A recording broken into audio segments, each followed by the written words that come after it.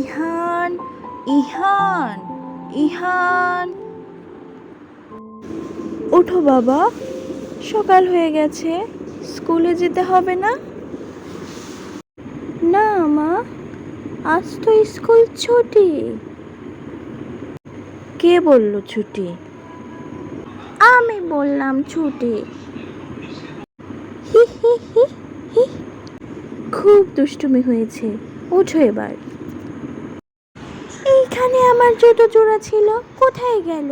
আমি এখন কি পরে স্কুলে যাব? জুতো জোড়া আমি ধুয়ে শুকোতে দিয়েছি, এক্ষুনি এনে দিচ্ছি। তুমি এক্ষুনি ওটা পরে স্কুলে যাবে।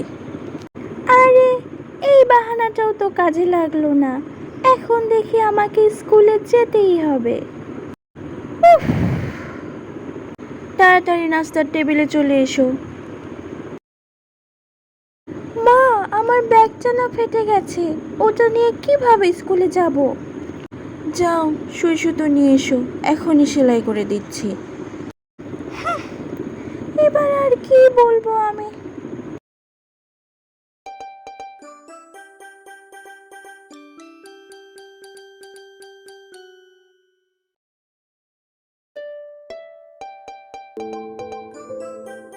কি হচ্ছে এখানে?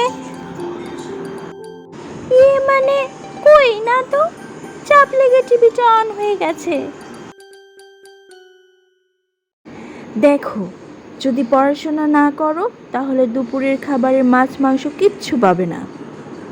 না না না না না, খাবার না পেলে বাঁচবো কিভাবে?